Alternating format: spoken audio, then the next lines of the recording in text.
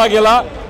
बरंच मोठं गाजर इलेक्शनच्या काळामध्ये शेतकरी, कष्टकरी, युवा, महिला, विद्यार्थी यांना दाखवलं गेलं। सत्ता आली आणि लोकांना विसरून गेलं असंच कुठेतरी काहीतरी म्हणायला लागेल। बेरोजगार युवांसाठी आम्ही महिन्याला भत्ता चालू करू, आज साधा एक शब्द सुद्धा तुम्ही तिथं काढत नाही। म्हणजे फक्त फसवाफसवी झाली, अहंकार या सरकारमध्ये आलेला आहे की आता बजेटमध्ये काही नाही बोललं तरी चालतं, आता सत्तेत आलोय, निवांत बसायचं, तमाशा बघायचा। सामान्य लोकांच्या भवितव्याचं काही झालं तरी त्यांना फरक पडत नाही। गेला बरंच मोठं गाजर इलेक्शनच्या काळामध्ये शेतकरी, कष्टकरी, युवा, महिला, विद्यार्थी यांना दाखवलं गेलं।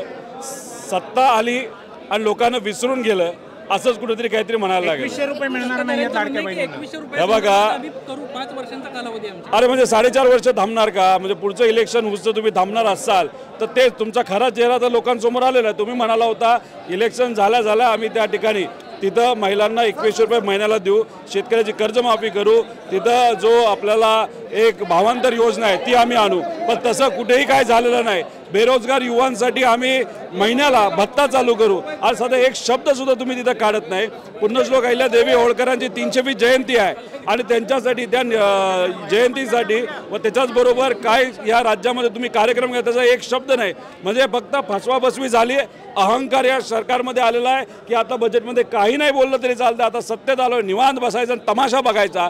सामान्य लोकांच्या भवितव्याचं काही झालं तरी त्यांना फरक पडत नाही। शेतकऱ्यांचा 7/12 जो आहे तो कोरा करण्याचं आश्वासन निवडणुकीच्या अरे बरं तुम्ही चालू ठेवली, पण इलेक्शनच्या काळामध्ये काय म्हणत होता 1500 रुपये बहिणींना दिले, आता आम्ही 2100 रुपये देणार असं त्यावेळेस तुम्ही सांगितलं होतं। आणि तिथं आत्ता जेव्हा सगळ्या बहिणी या बजेटकडे आवर्जून टीव्हीकडे बघत आहे तेव्हा आज तुम्ही त्यांच्या हातामध्ये काय देता तर नैराश्य देता। तुम्ही जर 2100 रुपये देऊ असं म्हणला होता तर तुम्ही 2100 द्या, आम्ही 3000 देणार होतो, तुम्ही 2100 म्हणला, ते दिलं नाही। तुम्ही कर्जमाफी शेतकऱ्याची करणार होता, भावांतर योजना करणार होता, म्हणजे कांद्याचे भाव, सोयाचे भाव जेव्हा कमी पडतील, तुम्ही जर त्यांचा जो जाहीरनामा बघितला बीजेपीचा आणि मित्रपक्षाचा त्याच्यामध्ये लिहिलंय की आम्ही सोयाबीनला 6000 रुपये देऊ। आता काय रेट सोयाबीनचा, म्हणजे तुम्हाला कुठेही काही पडलं नाही। बेरोजगार युवांसाठी आम्ही भत्ता देऊ असं सांगितलं होतं। पुण्यश्लोक अहिल्यादेवी होळकरांची 320 जयंती, एक शब्द सुद्धा या सरकारने त्या बाबतीत तुम्ही काय करणार आहात, निधी कसं देणार आहात याच्याबद्दल एक साधा शब्द काढत नाही। म्हणजे एवढा अहंकार की काय बोला, म्हणजे तिथं कविता झाल्या, म्हणजे भाषण लिहिणाऱ्याने चांगलं काम केलंय, कारण का त्या बजेटमध्ये काय हे कोणालाच कळलं नाही। पण खरं खोलात गेलं तर सामान्य लोकांना काही नाही, त्यामुळे भाषण जे लिहिलं चांगलं लिहिलं पण त्याच्यामध्ये सामान्य लोकांना काहीही दिलेलं नाही। आकड्यांचा आणि शब्दाचा खेळ आहे आणि सामान्य लोकांच्या भावनेचा खेळ या इलेक्शन या बजेटच्या माध्यमातून झाला असं आमचं साफ मत आहे।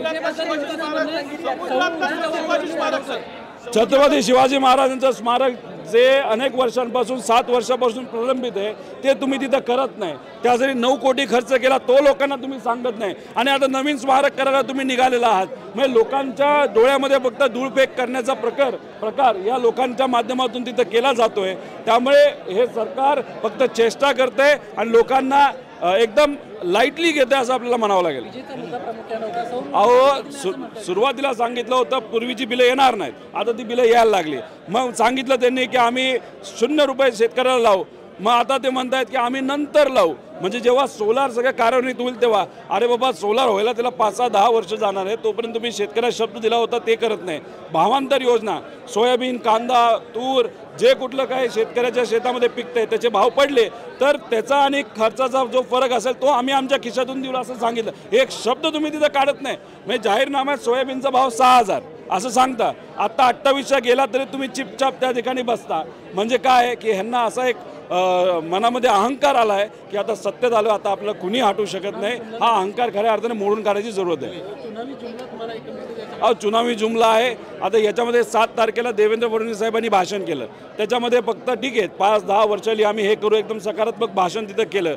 आणि आज अजितदादा तिथं फायनान्स मिनिस्टर आहेत, बजेटचं भाषण खरं दादा करणार पाहिजे होते, तिथं त्यांच्या भाषणामध्ये कुठेही काही सकारात्मक दिसलं नाही। म्हणजे जे काय नकारात्मक बोलायचं आहे नाही तर जे लोकांना अनपेक्षित आहे त्याच्याबद्दल त्या ठिकाणी तुम्ही बोलत असताना ज्याच्यात नकारात्मक भूमिका आहे ते दाताच्या माध्यमातून करता। फायनान्स मिनिस्टरली आज सकारात्मक भाषण करायलाच पाहिजे होतं, दुर्दैवाने आज त्यांच्याकडनं ते झालं नाही असं म्हणावं लागेल।